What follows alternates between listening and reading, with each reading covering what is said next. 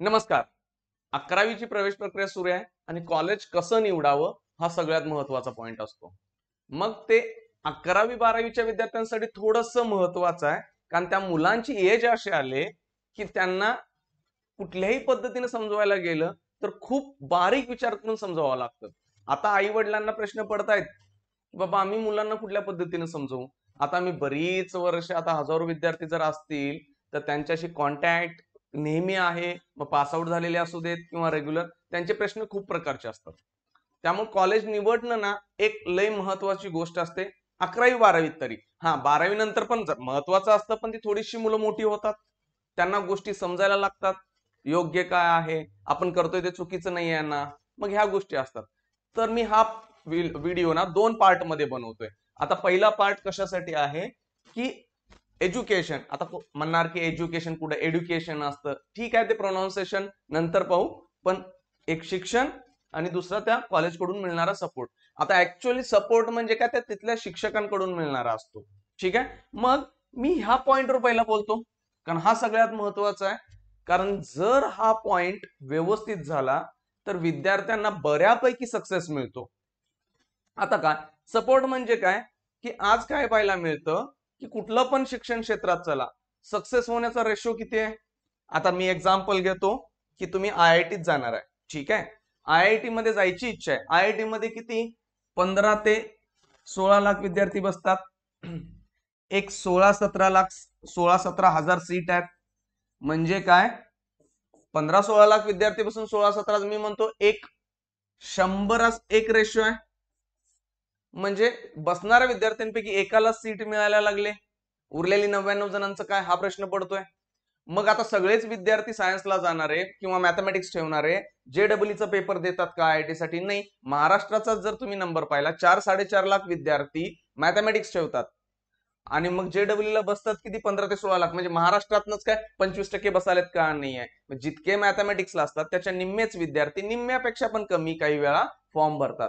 मग तिथं जाण्याचा रेशो मी जरी बसणाऱ्यांचा जरी विचार केला तर 100 असं आहे. काय 99 विद्यार्थ्यांचं काय? मग तुम्ही कॉलेज निवडताना असं निवडा की तिथं ना 1-2 शिक्षक तरी असावेत असे की तुमच्या विद्यार्थ्यांना नेहमी मॉरल सपोर्ट देत असतील, म्हणजे नेहमी विद्यार्थ्यांचा उत्साह वाढवत असतील, मग भले कुठल्याही परिस्थितीत असू दे.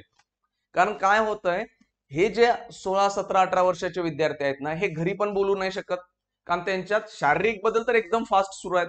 बऱ्याच गोष्टी त्यांना डिस्ट्रॅक्ट करतात. मग मोबाईलमध्ये गोष्टी पाहणे असेल, कॉलेजमध्ये किंवा इथं. जर का विद्यार्थ्यांना तुम्ही अशा ठिकाणी टाकलं तिथं त्यांना 1-2 शिक्षक जरी त्यांना समजून घेणारा मिळाला नाही तर ती मुलं डिप्रेशन मध्ये जात आहेत. आज सध्या सगळीकडे होते. कारण काय, तुम्ही म्हणताय जेडब्ल्यू, सीईटी, नीट किंवा सीए वगैरे जे काय असतील, तुम्ही ह्याच्यासाठी प्रिपरेशनला लावालाय, 100तला एखादा व्हायला लागलाय हो तिथं, किंवा एमपीएससी युपीएससी पुढे जाऊन तिथं तर अजून नंबर कमी येतोय. मग न होणाऱ्या विद्यार्थ्यांसाठी कोण बघतंय का? तुम्ही आज प्रत्येक ठिकाणी जर बोर्ड बघितले तर त्या प्रत्येक इन्स्टिट्यूटचे, क्लासेसचे किंवा कॉलेजांचे बोर्डमध्ये काय 4-5 फोटो किंवा 8-10 फोटो. मग ते आता तुम्ही तो विचार करा, सगळीकडेच हे चालतंय, पण ते हजारोंमधनं तेवढेशे फोटो लागलेत. उरलेल्या विद्यार्थ्यांचं काय? मग त्यांना ज्यावेळी कोणतरी शिकवत असते ना, त्यांना समजून घ्यायला पाहिजे. आता माझ्याकडे बरेच विद्यार्थी येतात, सर मला नाही शिकायचं हो, पॅरेंट्सनी फोर्स केलाय किंवा मला काहीच कळत नव्हतं म्हणून मी इकडे आलोय. मग त्या विद्यार्थ्याला कोण समजवणार? मग हे बॉन्डिंग असतं. मग मुलींचे इश्यू तर अजून एक वेगळ्याच लेवलचे असतात. मग त्या मुली घरी नाही बोलू शकत, किंवा मुली थोड्याशा कन्झर्वेटिव्ह जर असतील तर त्या काय बोलू नाही शकत, आपल्या मैत्रिणींना किंवा मित्रांना नाही सांगू असे असे मला प्रॉब्लेम आहेत. घरी आर्थिक परिस्थिती खराब असेल तर अजून प्रॉब्लेम क्रिएट होतात. मग हे चर्चा कुठं करायला विद्यार्थी? त्या कॉलेजमधनं एका दुसरा शिक्षक, सगळे असतील तर मग बेस्टच आहे, वादच नाही. म्हणताना म्हणतात तो सगळे शिक्षक, काय अडचणी असतील तर ते आम्हाला येऊन भेटा आणि सांगा. अशा अडचणी असतात ना, ते सांगणं पण खूप अवघड असतं. मग तो शिक्षक त्यांच्या बरोबर, मग तो मेल असेल, फिमेल असेल, स्त्री पुरुष कोण पण असू दे, तो शिक्षक त्यांच्याबरोबर इतके मिसळतो का, त्यांच्या प्रत्येक अडचणी समजून घेतो का? असा 1 किंवा 2 पाहिजेच पाहिजे त्या मुलांना. तो जर भेटला किंवा त्या मॅडम जर तशा भेटल्या तर ऑटोमॅटिक मुलं ना ही पुढे जातात. का उरलेल्या 99 जणांचं काय होणार, हा माझ्याकडे नेहमी प्रश्न असतो. ह्यातली काही मुलं असतात ती अभ्यासासाठी बनलेलीच नसतात. असं नाहीये की शिक्षण म्हणजेच आयुष्य. शिक्षण हा आयुष्याचा एक भाग आहे. तो चांगला झाला, ऑब्व्हियसली पुढे चांगलं होतं, याचा अर्थ असा नाही की मार्क पडल्यानंतरचं आयुष्य खूप चांगलं होणार आहे. पुढे जाऊन बऱ्याच अडचणी आहेत. मग भले MBBS व्हा, IIT न व्हा, मग काय पुढे होतंय ना हे बऱ्याच ज्यांना आहे ना भेटून बघा, ज्यांनी ज्यांनी केलंय. त्यामुळे मी सांगतो कॉलेजांमध्ये अशा चला की तिथं चांगले शिक्षक पाहिजेत. नुसतं शिकवणारे नको आहेत. हे शिक्षण काय सगळीकडेच मिळतंय? हे कुठे मिळतं हे चेक करा. कारण आजचे विद्यार्थी आहेत ना, त्यांच्या अडचणी हे ऍडव्हान्स लेवल आहेत, असतात छोट्या छोट्या, पण ते कुणाला बोलू नाही शकत. न बोलल्यामुळे त्या पुढे पुढे पुढे पुढे वाढत जातात. त्याचं एक बेस्ट एक्झाम्पल, आज खेड्यापाड्यांमध्ये ना मुली पळून चाललेत बघा. 17-18 वर्षाच्या ना मुली पळून जाऊन लग्न करायला लागलेत. हे प्रमाण खूप वाढलंय. हा जिवंत प्रश्न आहे समाजातला, हा कोण बोलत नाहीये. एक व्हिडिओ जुना बनवलाय मी त्याच्यावरती, काय रिझन्स आहेत. मग ह्या मुलींना जर तुम्ही तुमच्या तुमच्या कोचिंग इन्स्टिट्यूट किंवा शाळेमध्ये कॉलेजमध्ये जर सांगितलं की ह्याचे परिणाम पुढे जाऊन काय होतील, मी म्हणतो 10 जणी पळून जाऊन लग्न करणार होत्या, त्यातल्या 4-5 तरी थांबतील. निर्णय हा लग्न होणार आहे हे सगळं, पण कधी होणार आहे काय हे कोण नाही सांगत आहेत. मग त्यांना बऱ्याच अडचणी आहेत. मग अशा विषयांवरती चर्चा नाही, ते समाजात आहेत. मुलांमध्ये व्यसन किती वाढायला लागले बघा, छपरीपणा करणारी मुलं किती आहेत बघा. तुम्हाला कोपऱ्या कोपऱ्यावर मावा, गुटखा, तंबाखू आता जरा कमी आले, ते मावा ऍडव्हान्स व्हर्जन आलंय आजकाल.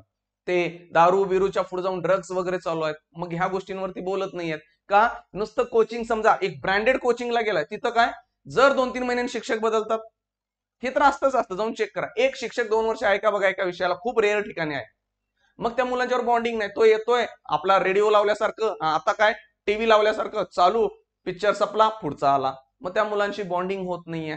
मग ह्या अडचणी आहेत. मग तुम्हाला शिक्षक चांगले शोधलेच पाहिजेत, आणि त्यासाठी कॉलेज ते सोडलं पाहिजे, किंवा जे इन्स्टिट्यूट टाकणार आहे तिथं बघा जावा, की ज्या बाबा मुलांना त्या शिक्षकांवरती प्रेम आहे आणि त्या शिक्षकाला मुलांवरती प्रेम आहे. म्हणजे की बाबा त्यांचं बॉन्डिंग आहे, शिक्षक आणि विद्यार्थ्याचं जरी असलं तर ते त्यांचे प्रॉब्लेम सॉल्व्ह करायला त्या मॅडम त्या सर नेहमी त्या मुलांशी पुढे असतील. भले मार्क थोडेफार कमी पडू देत, पण ह्या गोष्टी चेक करा. कारण जर का ह्या 99 मध्ये बसली तुमचे मुलं, एकच तर सोडून देतो मी. कारण ह्या एक मध्ये बसायसाठी पण ना ती मुलं एवढ्या डिप्रेशन मधनं जात असतात. रोज त्यांना वाटत असतं की माझं सिलेक्शन नाही झालं तर, मी एवढं कष्ट करालोय, नाही झालं तर काय होईल. पण हा प्रश्न ना 99 जणांचा खरा होणार आहे, 99 मुलांचा, की त्यांचं होणार नाहीये. मग त्यांच्यावर काय प्रश्न येईल? मग विद्यार्थी असे बनले पाहिजेत, काय पडतील ते पडतील, मी जो प्रयत्न केलाय मी 100% दिलंय, माझं काय व्हायचंय ते होऊ दे, झालं तर गुड, नाही झालं तर मी दुसऱ्या आयुष्यात करेन. हे कोण देणार मोटिवेशन? हे काय व्हिडिओ बघून छोटे मोठे एक 5-10 मिनिटांना होत नाहीये. फेस टू फेस जे फिलिंग्स असतात ना त्या समोरासमोर असतात. वर्गांमध्ये हे झालं पाहिजे. ब्रँडेड ठिकाणी तर नाही, बाकीचे कॉलेज आहेत त्यांना काय पडलेलं नाहीये, तर तुम्ही असं शोधा की जिथं हा सपोर्ट मिळेल तुम्हाला. 1 ते 2 शिक्षक, मॅडम, सर कोण पण असतात, सगळे असेल तर बेस्टच आहे. ठीक आहे, हा झाला इथला पॉइंट, की बाबा ही गरज विद्यार्थ्यांना आहे. खूप छोट्या छोट्या गोष्टीने आहेत, त्या पुढे जाऊन मोठ्या होतात अडचणी, आणि ते सपोर्ट करण्यासाठी कोणतरी पाहिजे. कारण हे वय मुलांचं असं आलंय ना, ते घरी चर्चा करतात ना आपल्या बरोबरच्या मित्रमैत्रिणींना. एक मोठे झाल्यानंतर ते मित्रमैत्रिणींना शेअर करतात, पण ह्या एज मध्ये कसं असतं, त्यांना भीती असते, जर मी गरीब आहे असं माझ्या मित्राला सांगितलं तर त्यांना थोडंसं खालच्या दर्जाचं वाटतंय, किंवा माझ्या ह्या अडचणी आहेत, मला घरी असं बोलतात, किंवा बाहेर असं असं व्हायला लागले माझ्या बरोबर. मग ह्या गोष्टी कोणावर, मग तिथं थोडीशी सपोर्ट लागेल. हा झाला पहिला पण. दुसरं काय, आपल्याला शिक्षण कसं मिळतं त्याच्यासाठी एक बेस्ट कॉलेजची गरज. आता नेमकं बेस्ट कॉलेज म्हणजे किंवा कोचिंग असेल, इन्स्टिट्यूट कसं असेल, आता हे 3 विद्यार्थ्यांसाठी आहे. एक तर आर्ट्स, कॉमर्स, सायन्स. ठीक आहे, पुढच्या पॉइंट वरती आपण येऊ, आर्ट्स आणि कॉमर्स. आर्ट्सला चाललाय ना तुम्ही, का चाललाय हे पहिलं लक्षात घ्या. तुम्हाला MPSC UPSC करायचं आहे म्हणून चाललाय का? तुमचे खूप चांगले मार्क्स आहेत, अभ्यास करू शकताय म्हणून चाललाय काय? तुम्हाला कुठली तर भरती घ्यायची आहे, एक्झाम्पल मिलिटरी असेल, पोलीस भरती असेल, किंवा काही विद्यार्थ्यांचं असेल सर मला इकॉनॉमिक्स मध्ये, हिस्ट्री मध्ये इंटरेस्ट आहे. हे तुमचं जर खूप फायनल असेल तर आर्ट्सला चला. आणि थोडंसं कन्फ्युजन आहे की नाही मी स्पर्धा परीक्षा करणार आणि इथल्या विषयांमुळे जाईल, कोणीतरी सांगितलंय म्हणून क्लिअर करतो. आज स्पर्धा परीक्षा ज्या असतील तिथं बघा जावं की तुम्हाला मॅक्सिमम इंजिनियर दिसतात. तुम्ही म्हणाल इंजिनियर बेरोजगार आहेत म्हणून तिकडे असतील, नाही आहे. इंजिनियरांकडे एक बेसिक डिग्री झाली, जर त्यांचं स्पर्धा परीक्षांमध्ये नाही झालं तर ते इंजिनिअरिंगवर पुढे काहीतरी करू शकतात. त्यांनी एक बेस ठेवलाय. त्यामुळे मी म्हणतो रिस्क घ्यायची असेल तर असे नका घेऊ, खाल्लं तर तुपाबरोबर नाही तर उपाशी. हा, तुपाशी किंवा उपाशी, थोडीशी मन चुकली माप काढू नका. ठीक आहे, मग ते काय कराल, त्या विद्यार्थ्यांना एक बेस पाहिजे मला, की बाबा नाही झालं तर करू. कारण काय, MPSC मध्ये बघा 400, 500, 600 जागा असतात, आणि त्यामध्ये मग लाखो विद्यार्थी आहेत. UPSC मध्ये 10-1 लाख मुलं बसायला आहेत, 1000 पण जागा नसतात. मग तिथं नंबर अजून कमी होतोय. 100 इकडे एक तर होत होतं IIT किंवा MBBS साठी वगैरे, हे काय तर तिकडे ते पण चान्स कमी आहे. त्यामुळं स्वतःच्या पायावर उभारून 2 टाइम चांगल्या पद्धतीचं खायला मिळेल असं काहीतरी करून ठेवून मग तुम्ही तयारी करू शकता. ठीक आहे. तुम्ही चला, तुमची इच्छा आर्ट्स मध्ये काय करायचं. हा, कॉमर्सला आल्यानंतर कॉमर्सचं टार्गेट असतं CA CFA लेवल 1 लेवल 2. जर ह्या गोष्टी करायच्या असतील ना तर तुम्ही असं कॉलेज निवडा की त्या कॉलेजमध्ये तुम्हाला ह्याचं कोचिंग मिळतंय. आणि जर ते मिळत नसेल तर तुम्ही बाहेर कोचिंग क्लासेस लावून कॉलेज टाइमपासचं निवडा. व्यवस्थित सांगतोय मी. आज मला टाइमपासचं कॉलेज कसं निवडायचं का माहितीये का, हा अभ्यास करायचा तर इझी नाहीये. डोळं झाकून तर काय निघणार नाहीये. मग त्याच्यासाठी मला रोज 4 तास 5 तास 6 तास करावं लागेल. आणि जर मी कॉलेजला जाऊन जर टाइमपास होत असेल तर त्या कॉलेजला रोज जायची पण गरज नाही. काय आहेत बाहेर, तुम्ही शोधा, अशा फॅसिलिटी अवेलेबल आहेत. आज जग बदललंय. तुम्ही म्हणणार कॉलेज चुकवायचं कसं काय, जाऊन बाहेर जरा बघा काय चाललंय समाजात. मला टार्गेट हे आहे, जिथं होतंय तिथं ऍडमिशन घ्या. जमलं तर कॉमर्स मध्ये मॅथमॅटिक्स ठेवा. का मॅथमॅटिक्स असेल तर ना बाबा मस्तच. टफ जाणार मान्य. आता तुम्ही म्हणणार बाबा टफ जाणार तर कशाला ठेवू. इझी जाणार आहे ते सगळेच करणार आहेत की. समजा मला सोपं जाते मग सगळीच तिकडे जनता जाईल. मग तुम्ही वेगळं कसं त्याच्यापेक्षा. अकाउंटन्सी आणि मॅथ्स जर का इंग्लिश मध्ये झालं तर ऑब्व्हियसली तुमचा लिडिंग आहे, तुम्ही पुढं आहे बाकीच्यांपेक्षा. मग त्याच्यासाठी मग हे मी म्हणतोय आता CFA लेवल 1 2 जरा सर्च करून बघा काय आहेत. फॉरेनला तर खूप चांगले पगार आहेत. भारतामध्ये परत याला 5-6 वर्षांनी येऊ शकता, या चांगलं करू. मग ह्या गोष्टी आहेत कॉमर्स मधून. सगळ्यात मोठा पॉइंट येतो सायन्स वाल्यांना की सायन्सचं नेमकं करायचं काय. कारण सायन्स 12वी जर म्हटलो ना मी तर 12वीच्या बोर्डवर ऍडमिशन कुठं आहे. जर IITत जाणार असाल तर तुम्हाला 75% पाहिजेत. ओपन असेल, कास्ट असेल तर 65, SC ST कास्ट असेल तर.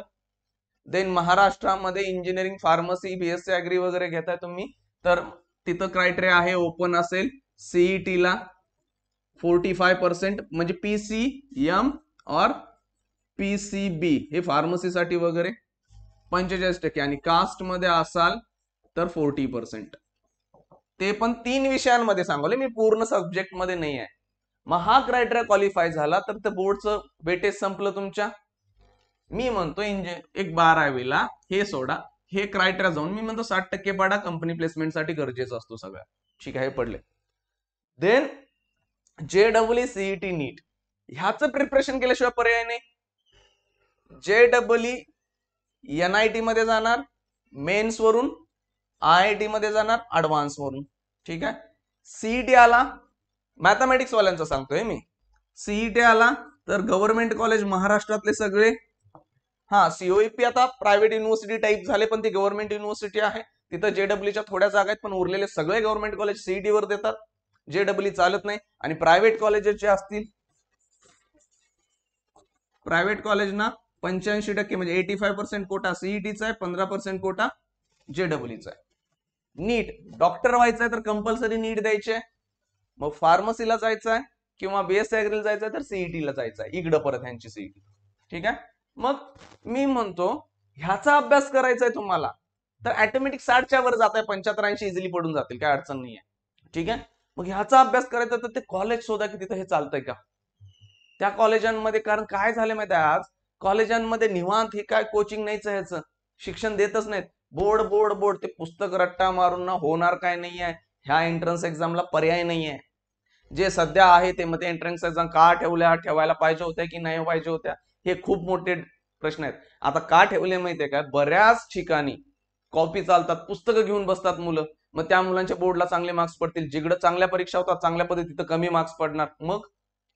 मग तिथली मुलं काय करणार. म्हणून या एंट्रन्स एक्झाम आल्या. आणि एंट्रन्स एक्झाम काय मुलांचा टॅलेंट चेक करतं 3-1 तासात सगळा सिलेबस देऊन. जे आहे ते आता मान्य करायला पाहिजे. आपल्या बोलण्यामुळे काय बदलणार नाहीये. मग इथं तर अभ्यास चांगला करावाच लागेल. तुम्ही म्हणाल इथं कॉप्या वगैरे होत नाहीत ना, थोड्याफार प्रमाणात होतात, बोर्ड सारख्या तर काय होत नाहीत. ओके. मग आता ह्याचा अभ्यास करायचा. मग पुढं मग ह्याचं कोचिंग घ्यायला पाहिजे. कोचिंग काय कॉलेजमध्ये पण मिळतं, कॉलेजच्या बाहेर पण ते क्लासेस आहेत, कोचिंग अकॅडमीज आहेत, तिथेही मिळतं. मग तुम्ही जर ह्याचं प्रिपरेशन कॉलेजमध्ये होत नाही ना, असं कॉलेज शोधा की ते बघत तुम्हाला बाहेर कोचिंग करता येईल. आता बऱ्याच ठिकाणी असं चालतंय बघा, कोचिंग कॉलेजला डमी कॉलेजेस आहेत. आता डमी कॉलेजमध्ये पाहिजे तिथं फक्त नाव आहे, बाकी सगळं कोचिंग बाहेर चालतंय. आता का ह्या एक्झाम अशा काही रात्रीत तर होणार नाही आहेत. समजा तुम्ही कॉलेजला जाता, एक 6 तास कॉलेजला गेला, कोचिंगचे एक म्हणजे तुम्ही कॉलेज करत कोचिंग करालाय, ते एक 6 तास गेले, तर 12 तास गेले की दिवसातले. मग झोपणं, खाणं, पिणं, बाकीची कामं मिळून वेळ जाणार. मग तुम्ही अभ्यास कधी करणार? कारण ह्या परीक्षा आहेत ना 90% विद्यार्थ्यावर डिपेंड आहे. क्लिअर सांगतो, 90% स्टुडंटवर डिपेंड आहे, 10% टीचरवर डिपेंड आहे की तो टीचर गाईड काय करायला लागलाय. आता ते मोटिवेशन वगैरे सोडा, मी फक्त शिक्षणाचा भाग घेतोय. 10% शिक्षक काय शिकवायला लागलाय, ते कुठली पुस्तकं वापरायच्यात, कुठल्या नोट्स घ्यायच्यात, कुठल्या टेस्ट द्यायच्यात, कसं करायचं हे सांगण्यासाठी शिक्षक आहे. कारण आज जर मी शिकवलं, समजा तुम्ही 2025 ला ऍडमिशन घेताय 11वीला, तर 2027 ला पेपर देताय. मग 2 वर्षांमध्ये आज शिकवलेला चॅप्टर थोडीच लक्षात राहणार आहे असा, मग तो कुठल्या पद्धतीने लक्षात ठेवायचा, ह्या गोष्टी 10% काय, 90% जो स्टुडंट आहे त्याच्यावरच डिपेंड आहे. मग सेल्फ स्टडी पण डेली 5 to 6 आवर्स पाहिजे. कोण म्हणतंय 1-2 तास करून, 1-2 तास करून काय होत नाही, क्लिअर आहे. मग 5 ते 6 तास अभ्यास कधी करणार? मग हे जो कॉलेजमध्ये जाऊन जो टाइमपास चाललेला ना तो वाचेल ना. हा, कॉलेजमध्ये चांगलं इन्स्टिट्यूट आहे, शिकवते, बिंदास त्या कॉलेजमध्ये घ्या. आपण अशी कॉलेज महाराष्ट्रात किती आहेत, बोटावर मोजण्या इतपत असतील आज, बघून घ्या. मला माहित नाहीये की काय होतंय सगळ्या महाराष्ट्रातल्या प्रत्येक कोपऱ्यामध्ये काय होतंय, हे कुणालाच माहित नसणार आहे. तुम्हाला जाऊन शोधावं लागेल की एकतर मगाशी सांगितले की तसे टीचर पाहिजे तुम्हाला सपोर्ट करायला, उरलेलं हे पाहिजे. कारण हे जर 6 तास कोचिंग, 6 तास कॉलेज संपला, काही झालं होत नाही, मुलं एकदम संपून जातील. त्यात जर ट्रॅव्हलिंग असेल तुमचं येणं जाणं तर अवघड आहे. समजा घरातून निघला, बस पकडला, गेला, तिथं उतरला, परत आला, हे सगळं करण्यासाठी 2-1 तास जर गाडींमध्ये वेळ जात असेल ना, शक्य होत नाही, मुलं संपतात. तुम्ही स्वतः चेक करा, 2 तास गाडीतनं रोज प्रवास करायचा आणि घरातून परत 6 तास अभ्यास करायचा नाहीये ना, एकतर हे सगळं संपेल. त्यामुळे जितकं कमी ट्रॅव्हलिंग होते ते एक शोधा. दुसरं, असं कोचिंग तुमच्या जवळ घ्या की हे शिकवणार असेल. कॉलेज जर शिकवत असेल तर बिनधास्त कॉलेज घ्या, कॉलेज घेत नसेल तर पर्याय शोधा. जर कोचिंग, कॉलेज, येणं जाणं हे सर केलं तर ह्या परीक्षांमध्ये होत नाहीये. बऱ्याच पालकांना काय वाटतंय की 10वीचे मार्क्स पडलेत म्हणजे पुढे जाऊन होणार, त्या कॉलेजमध्ये जातो, हे गव्हर्नमेंट कॉलेज आहे, असं आहे. नाही, रियालिटी खूप वेगळी आहे. प्रत्यक्षात पाहायला गेला तर सगळं नंतर कळतं. 11वी झाल्यानंतर बरेच मुलं वाटतात की बाबा हे असं असं आहे. काही कॉलेजेस दोन्ही ग्रुप सांगतात, मॅथ्स ठेवा, बायो ठेवा, ठेवू नका. ग्रुप कुठला ठेवायचा हे मी एक व्हिडिओ टाकतो, उद्या सकाळी मिळेल. कारण का ते महत्वाचं आहे. दोन्ही ग्रुप ठेवला तर अशा कॉलेजला जाऊच नका. कारण तुम्ही दोन्ही दगडावर पाय ठेवून पळणार आहे. मग तुम्ही नीट पण करणार, जेडब्ल्यू पण, अशी किती जण करतात. करू शकत असत नाही, एखादं करल म्हणणार पंतप्रधान होऊ शकतोय. किती पंतप्रधान आहेत देशात? एकच असणार आहेत. मग तुम्ही असा चान्स किती वेळा आहे? ठीक आहे, मग विचार करा. हे कॉलेज निवडणं ह्या परीक्षांसाठी खूप महत्वाचं आहे. कुठल्या पद्धतीचं आहे, काय करताय. हा, कोचिंग ऑनलाईन लावा, ऑफलाईन लावा, तुम्हाला जसं परवडेल, जसं चांगलं वाटेल. तुमच्या एरियात खूप चांगलं कॉलेज नाही आहे तर ऑनलाईन तुम्ही बघू शकता. ऑनलाईनचे काही फायदे आहेत, काही तोटे आहेत. ऑफलाईनचं पण सेम आहे, त्याच्याबद्दल वेगळ्या व्हिडिओमध्ये बोलूया. ठीक आहे, जर तुम्हाला तरीही डाऊट असेल तर माझा एक कॉन्टॅक्ट नंबर व्हॉट्सअप करा, 9545088766 कॉन्टॅक्ट. काही अडचणी आल्या मेसेज करा, मी तुम्हाला रिप्लाय संध्याकाळपर्यंत देतोच. कारण रोज आता हे 12वीच्या मुलांच्या ऍडमिशनचं चाललंय ना, तिथं खूप मेसेजेस असतात. तुम्हाला संध्याकाळपर्यंत किंवा लगेच पण मिळेल, कधी कधी मी असेल मोबाईलवरती. तर हा तुम्हाला कॉन्टॅक्ट आहे, व्हॉट्सअप करा फक्त इथं मेसेज. देन आपण बोलायचं असेल तर ते बघूया. कारण काय, कंटिन्युअस फोन मी थोडेसे 1-2 नंबर देईन की बाबा जर कॉन्टॅक्ट करायचं असेल तर कुठल्या पद्धतीने करता येईल, माझ्याशी मी फोन नंबर देईन, त्याच्यामध्ये बघा. सध्या तरी बाबा ह्याच्यावर व्हॉट्सअप करू शकता तुम्ही. ठीक आहे, चला, थँक्यू.